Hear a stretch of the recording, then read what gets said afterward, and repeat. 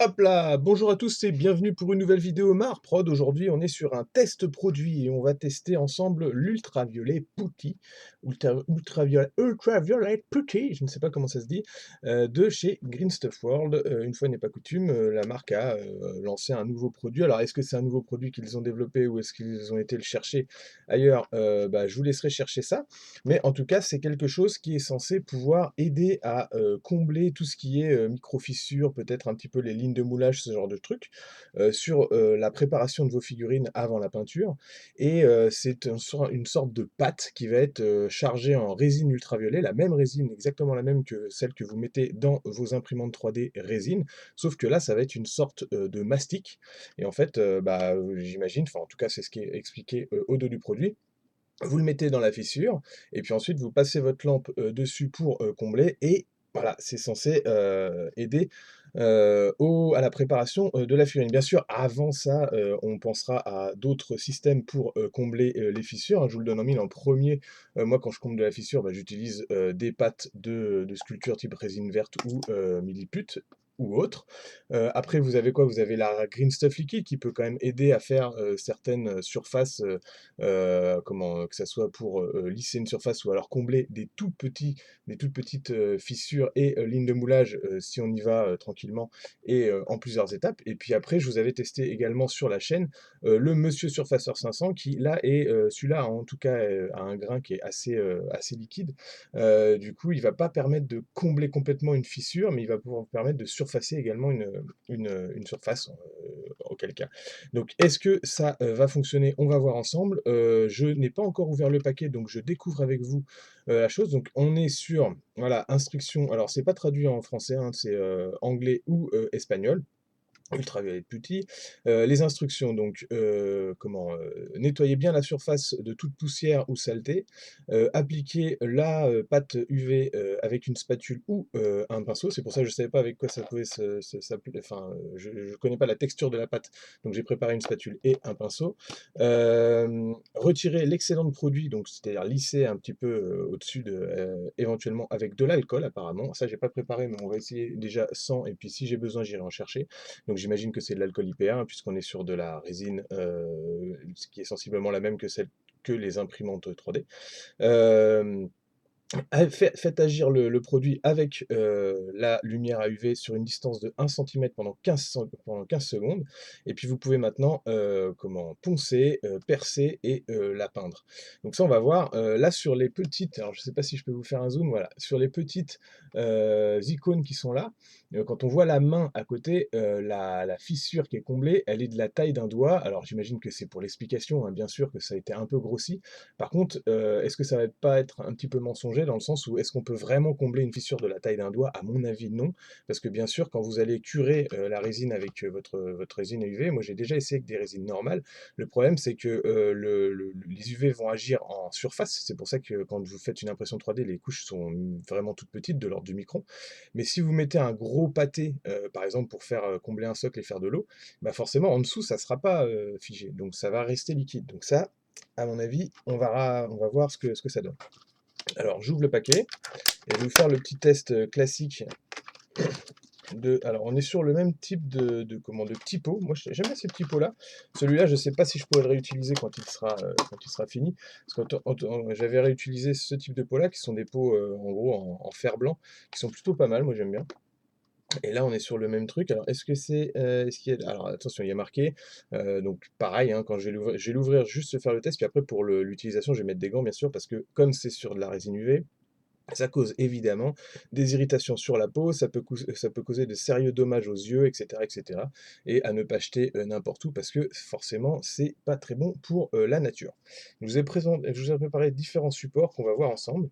Déjà, je vous fais le premier test pour voir, à quoi ça ressemble. Bien sûr, la luminosité est un petit peu plus basse que sur mes autres vidéos parce que, j'ai fermé les volets étant donné que, on est sur quelque chose qui va se cuire aux UV, je vais essayer d'éviter de perdre le pot d'un seul coup.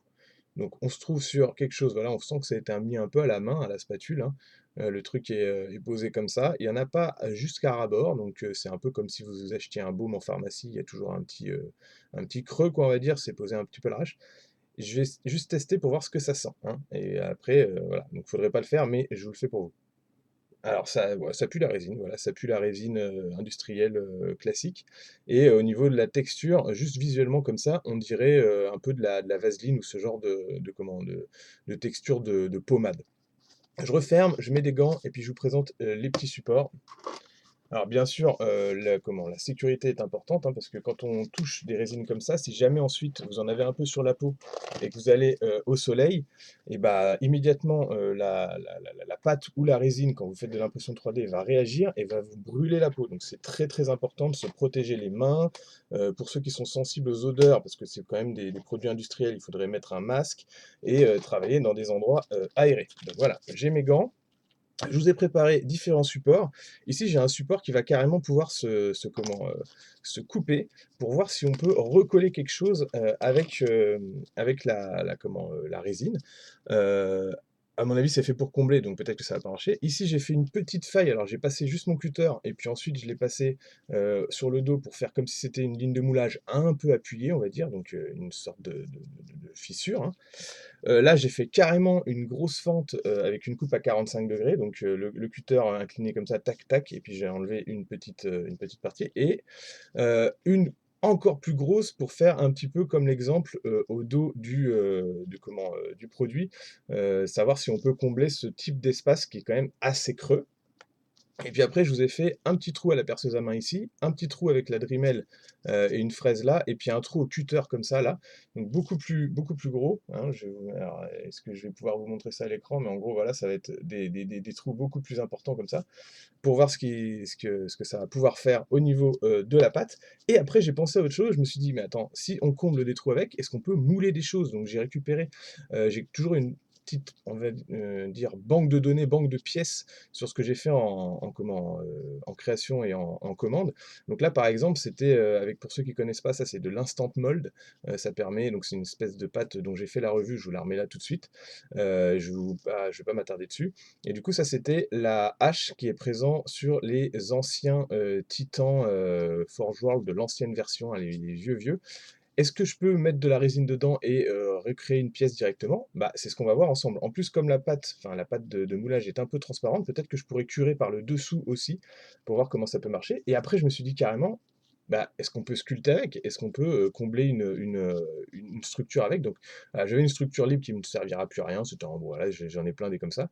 Est-ce qu'on peut pas, bah, poser des petites pattes, les curer et puis voir, petit à petit, sculpter avec ça? Donc c'est parti pour le premier test. Je ne sais pas, avec lequel je voulais que je commence, mais en quel cas, je vais pas commencer avec celui qui se coupe parce que du coup, c'est quand même, pas sa fonction, 1re, donc on va le réserver pour la fin. Je vais aller dans ce sens-là d'ailleurs, hop, et on va commencer avec la petite fissure là. Celle-là, voilà, la petite, ce qui pourrait, ressembler à une ligne de moulage. Alors j'y vais. Donc, je pense que bah, le pinceau, ça a l'air sympa, mais là, j'ai préparé un pinceau pourri. Je pense qu'à la spatule, c'est quand même beaucoup plus, pratique. Donc je prépare un peu de papier à côté pour nettoyer la spatule, parce qu'après et donc au niveau texture, bah, ouais, c'est ça, on est vraiment sur la texture d'une vaseline ou d'une pommade, un peu souple là. C'est pas, donc avec quoi ils ont additionné le truc, je ne sais pas. Donc là, j'en pose à l'intérieur.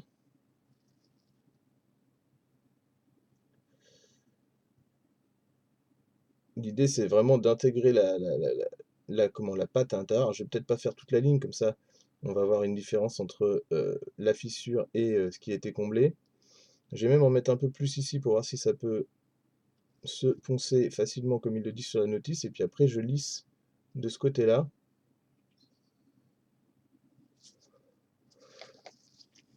Voilà, alors j'essuie ma première spatule, histoire d'éviter d'en mettre partout et puis au niveau de la lampe, c'est une lampe un peu multifonction qui fait, laser, UV et puis après lampe comme ça, donc on va voir. Ils disent 15 secondes à 1 centimètre, donc faut y aller, hein, assez près. Après, c'est pas grave, j'imagine si on fait plus, hein, c'est pas le problème. Alors pour ceux qui ont déjà des imprimantes 3D chez eux, je vous garantis que ça pue bien, hein, c'est de la bonne résine qui pue bien. Parce que les résines aujourd'hui ont tendance à moins sentir, ce qui ne veut pas dire qu'elles sont moins dangereuses et moins volatiles. Mais là, on est vraiment sur une résine, à mon avis, bah, ce qui a servi pour faire le produit, à mon avis, on est sur une résine un peu bas de gamme. Bon, on doit être dans les 30 secondes largement là, enfin dans les 15 secondes, et j'ai l'impression qu'en effet, c'est sec. Alors, avec la luminosité, le problème, c'est que vous allez pas pouvoir vous rendre compte de grand-chose. Voilà, je le mets comme ça. Ouais, ouais. Alors là, vous allez me croire un peu sur parole, mais c'est solidifié. Pour vous, bah, je vous fais le test à côté. Je vais vous mettre un petit pâté de pâte. Voilà, vraiment un pâté comme ça, là. Et je vous le mets à côté. Et puis j'essaie de le curer. Donc je l'étale juste un peu, mais c'est vraiment pour faire un truc, pour que vous puissiez voir un peu comment le truc réagit. Donc là, on a vraiment, voilà, j'ai vraiment un pâté de pâte là. Alors, il ne faut pas que je mette bien sûr l'UV dans la, dans la boîte directement, sinon ça va pas le faire. Ah, j'essaie de passer un peu partout. C'est un peu comme une résine que vous pourriez utiliser pour faire du socle, hein. J'ai des résines liquides que j'utilise en impression 3D et que après, bah, si vous sortez une petite dose, vous pouvez utiliser pour combler des choses et faire par exemple des zones d'eau et tout. Mais là, c'est vraiment de la pâte. Alors, le truc, c'est que est-ce que ça va vraiment curer sur une dose comme ça? Je ne sais pas. Donc là, je pense qu'on est dans les 15 secondes aussi. Et voilà, là, je vous le mets comme ça en visuel. Ouais, c'est devenu finalement du plastique, quoi. Donc après, est-ce que c'est curé à l'intérieur? Ouais, ouais, franchement, c'est dur, hein. C'est dur en profondeur, donc j'imagine que les prochains tests vont fonctionner aussi. Est-ce que c'est dur, dur au point de pouvoir le couper? Alors, je vais vous faire en direct. Non, ça reste assez, c'est curé à l'intérieur, hein. Là, j'ai coupé avec la pince et c'est pas encore mou à l'intérieur. Mais ça pourrait, à mon avis, là, la pince n'est pas nécessaire. Je peux utiliser un cutter pour le couper. Voilà. C'est comme si c'était du plastique un peu cassant. Ce qui fait qu'en fait, bah, là, j'ai même pas besoin de faire le test, mais ce que j'avais laissé en excédent sur la ligne de moulage ici, vous voyez, ça accroche parce que c'est vraiment sec. Et donc, je dois pouvoir le poncer bah, directement, comme ils le disent sur la notice, sans problème, pour avoir quelque chose de smooth. Alors, je suis pas passé sur toute la fissure, exprès.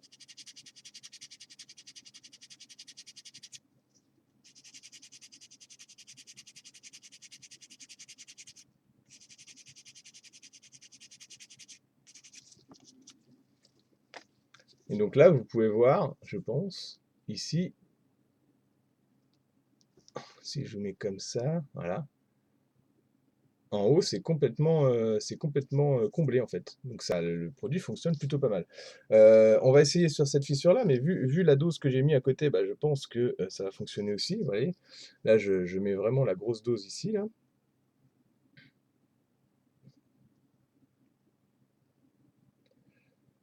J'appuie pour faire rentrer le produit à l'intérieur de la fissure. Et puis après, je peux même lisser finalement. Donc c'est le principe de la spatule.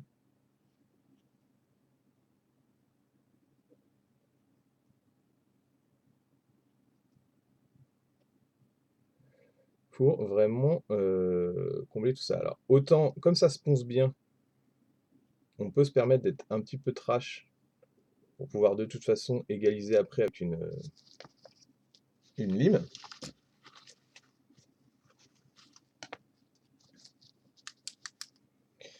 La petite cure, vous voyez la pâte que j'ai mise là. Le curing, alors le curing, curer, enfin c'est faire agir en fait.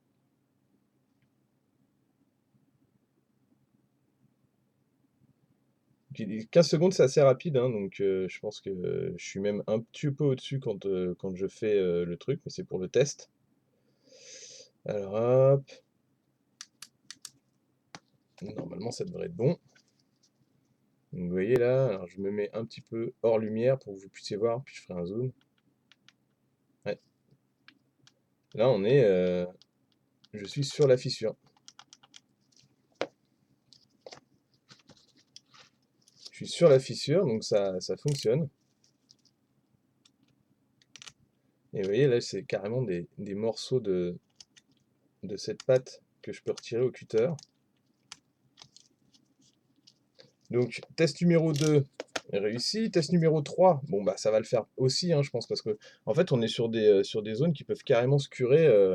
Donc, finalement, bah, comme je disais au dos, là, avec la petite notice, bah, on ne sera pas sur une notice mensongère parce que je pense que même si on avait un trou aussi gros que celui d'un doigt, là, comme ils le mettent sur les images, on arriverait à combler le truc. En fait, le fait que ça soit transparent, et bah, ça va permettre hop là, de curer en profondeur, là où si vous avez une résine qui a un petit peu teinté, par exemple, ça m'est déjà arrivé d'utiliser sur les socles des résines qui étaient un peu grises, bah forcément la surface va se figer, mais pas le cœur, et donc du coup vous pouvez avoir des problèmes à terme. Alors que là, comme c'est transparent, comme c'est un peu trouble, hein, vous voyez, c'est bah, vraiment de la texture de vaseline, vous allez pouvoir curer en profondeur le produit, et ça va fonctionner, quoi.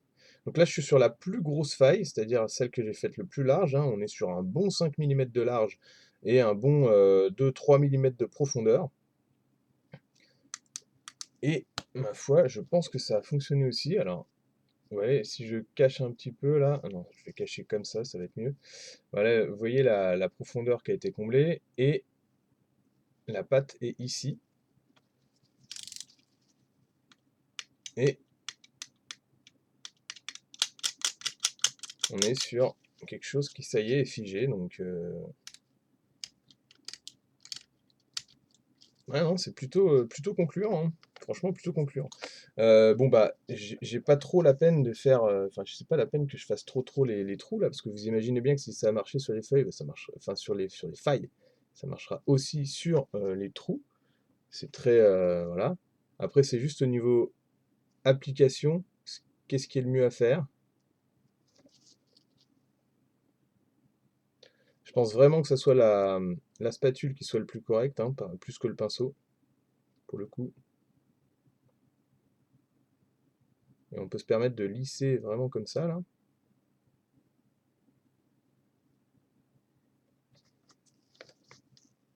Quitte à en mettre dans le pot, parce qu'en fait, j'essuie sur mon sopalin, mais je pourrais le mettre directement à l'intérieur du pot, l'excédent. Donc là, j'ai comblé le gros trou, le petit et le moyen.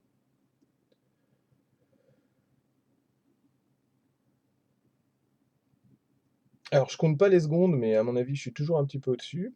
Et j'ai essayé de lisser le gros trou, c'est-à-dire l'excédent, je l'ai vraiment poussé sur le côté et lissé avec le plat de la spatule, pour voir si on pouvait vraiment déjà travailler proprement et sans forcément reponcer derrière. Donc ça y est, là, vous voyez, donc j'ai le trou qui est là, que j'ai comblé, et mon outil ne s'enfonce plus à l'intérieur, et j'aurai très peu de boulot à faire, parce que du coup, comme j'ai lissé en enlevant l'excédent de la matière, bah, si je ponce derrière, je vais réussir à retrouver une surface nette. Plutôt un produit convaincant pour le moment. Est-ce que ça peut coller? Est-ce que ça peut coller deux zones? Là, c'est pas fait pour, donc je vais devoir tripoter, enfin marcher. Donc là, je m'étais mis des petits trucs, enfin des petits Z, des petits pense-bêtes. Ce que je vais faire, c'est je vais mettre un petit peu de matière sur le côté, là, comme ça. Je vais m'aider du support. Puis après, je vais mettre en pression l'autre dessus. Bien sûr, comme j'ai pas trois mains, je vais mettre du support arrière.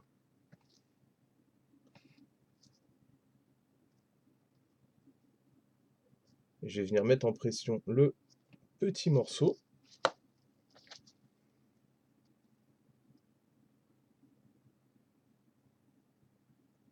Voilà. je peux essayer de lisser un petit peu l'excédent. C'est juste un test personnel, hein, pour voir si on peut coller deux morceaux avec cette technique. Je ne sais pas si ça peut servir en modélisme ou en décor, mais au cas où, je sais pas, ça peut peut-être essayer de répondre à une interrogation que vous auriez eue. Donc normalement, j'aurais fait donc tout ce qui est indiqué sur la notice de montage, et puis bah, comme ça, vous aurez eu quelques tests en plus.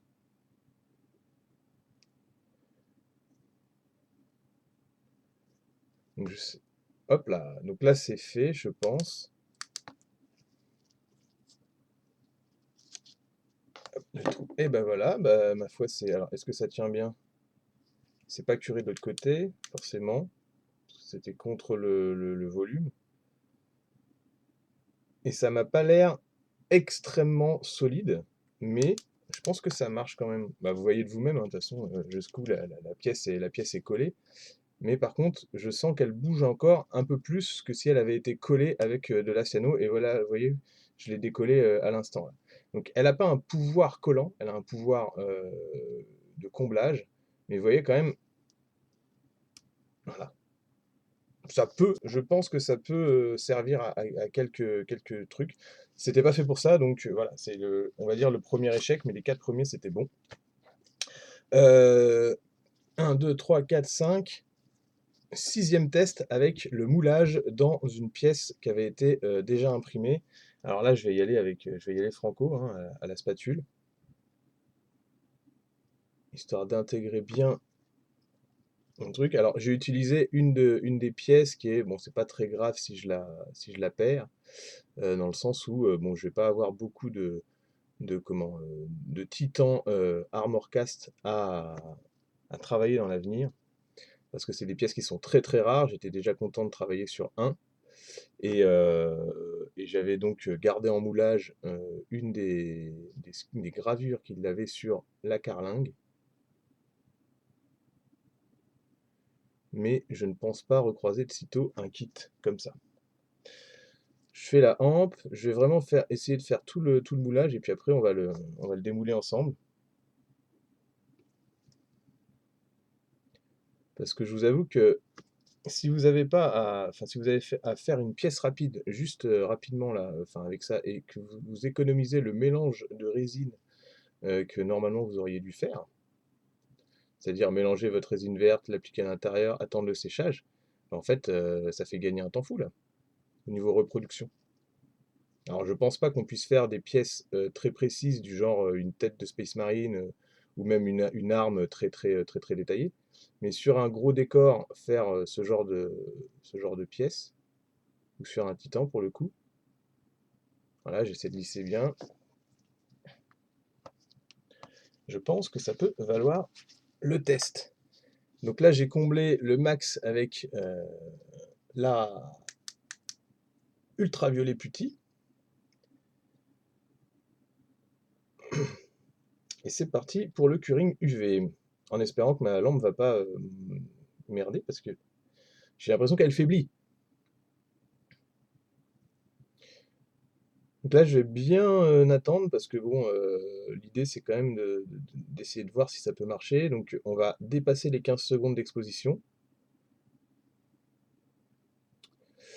Ok. Bon, déjà, de toute façon, là, ça va être pris. Et puis l'avantage, c'est que les UV devraient pouvoir traverser un peu plus à l'arrière, parce que ma pâte, mon instant mold, même si l'orange est un peu transparent, sachant qu'il existe des instant mold complètement plutôt clairs, plutôt transparents. Donc ça se trouve, ça serait mieux pour ce genre de réalisation d'utiliser un instant mold transparent pour que les UV passent complètement à l'intérieur. Donc là, je vais retourner pour voir. Et normalement, ça va passer, hein.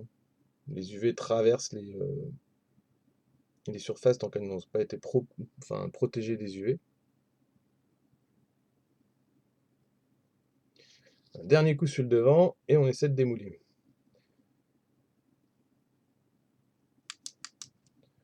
Ok, alors, attention, c'est le verdict. Alors, déjà, ah oui, ça a chauffé. Ça a vraiment beaucoup chauffé même. je le sentais pas sur les plaquettes de plastique parce que du coup, bah, j'avais pas les doigts dessus. Mais là, si je mets le doigt dessus, ça a vraiment beaucoup chauffé, donc faites attention quand même. Il y a vraiment une réaction chimique, puissante et c'est ce que je vous disais en début de vidéo, si vous avez ça sur la peau et qu'ensuite vous sortez au soleil, bah, je vous garantis que, à mon avis, vous allez cramer.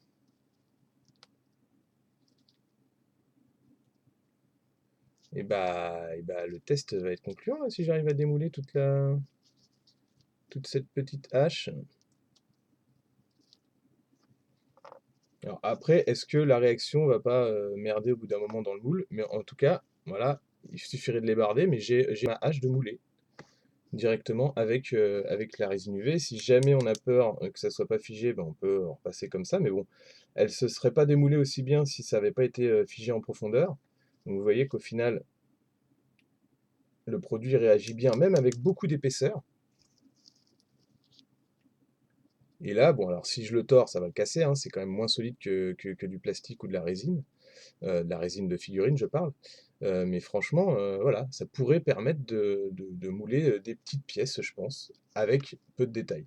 Et ensuite, bah, le test que je voulais vous faire, c'est est-ce qu'on peut sculpter avec? Alors sculpter, non, hein, je vais pas faire un œil avec la texture de la pâte qu'il y a, parce qu'elle n'est pas assez maîtrisable. Mais est-ce qu'on peut combler une structure avec? Par exemple, en première étape, on comble la structure, on la fige. Une fois qu'on a fait son volume de métal, là, pour pouvoir ensuite retravailler par-dessus, ou alors faire quelque chose d'assez brouillon, genre, je sais pas moi, un élémentaire de feu ou ce genre de choses. Avec ce type de pâte, je pense que ça pourrait le faire. Vous n'allez pas pouvoir faire des volumes précis, hein, vous n'allez pas partir sur une musculature très précise, mais du coup, vous allez pouvoir faire peut-être, je sais pas moi, un démon, ou une créature des marais, ou quelque chose d'assez trash, donc des volumes assez trash. Donc combler, là je vous dirais, de comment mon point de vue, c'est combler une structure avec la pâte là, ça va pas être possible parce qu'en fait, on n'arrive pas à la maîtriser, hein. C'est une pâte qui est très, très, très limite à la limite du liquide. On est plus sur une sorte de gel très souple, donc du coup on n'arrive pas à être propre. Par contre, faire peut-être des volumes genre, des feux, des flammes et tout ça, je pense que ça peut être pas mal. Donc toujours j'essuie mon petit truc. Voilà, vous voyez, j'ai fait une structure assez grossière, hein.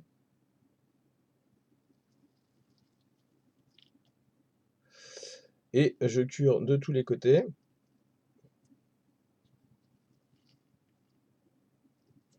en essayant de tourner pour passer dans tous les recoins. Mais vu ce qu'on a vu en premier test et là au moulage de la pièce, ben, je sais déjà que normalement ça va fonctionner. Par contre, ça va fonctionner à mon avis sur les fils torsadés, c'est-à-dire que là, il va y avoir une accroche assez forte. Par contre, sur une barre simple, un fil simple, à mon avis, la puissance de collage, de fixation ne sera pas assez efficiente pour pouvoir tenir. On va voir ça ensemble. Donc là, pour moi, c'est curé, hein, là, ça y est, c'est figé. À mon avis, là, donc sur le corps qui était torsadé, bah, la pâte est vraiment figée. Par contre, vous voyez, la fixation n'est pas assez puissante pour coller une pièce entre elles, comme on l'avait vu sur le petit plateau ici. Et c'est pareil, là, sur un fil simple, à mon avis, est-ce que ça va pouvoir tenir le choc si je tire dessus? Non. Donc, pour des petits volumes simples, donc genre des petites flamèches à faire sur un socle, je pense que ça fonctionne. Pour des volumes sculptés carrément sur une structure, non. Et non plus pour coller une pièce. Alors je referme le produit. Je ne sais pas ce que vous en avez pensé, mais moi je trouve que c'est plutôt concluant et que le produit a aujourd'hui le mérite d'exister pour faire certaines applications. Je pense que pour combler une ligne de moulage, il y a certains produits qui resteront quand même plus pratiques qu'une texture comme ça un peu gélifiante. N'hésitez pas à me dire en commentaire ce que vous en avez pensé. J'espère que ce petit test vous a plu. En tout cas pour moi c'est terminé. On aura vu donc bah, ce qu'on peut mouler avec et essayer de combler, mais surtout combler une petite fissure, une grosse et une très grosse, des trous sans problème. Donc à mon avis, le produit remplit en tout cas ce pourquoi il a été, décrit et vendu. Le reste, je vous laisserai tester. Peut-être que j'ai pu omettre, certains tests. N'hésitez pas à me dire, en commentaire si c'est le cas et je pourrais peut-être le refaire dans un vlog. Alors non, je ne me ferai pas une tartine de ça pour, goûter, ce que ça a comme goût. C'est pas la peine de me demander ça. N'hésitez pas à vous abonner sur cette chaîne si ce n'est pas déjà fait. J'ai également une chaîne Twitch, un Instagram sur lequel je peux partager plus mes projets, du moment. J'ai également un Tipeee pour ceux qui veulent m'aider et pour le reste, bah, n'hésitez pas à me contacter pour vos demandes de figurines. À bientôt à tous et bon modélisme!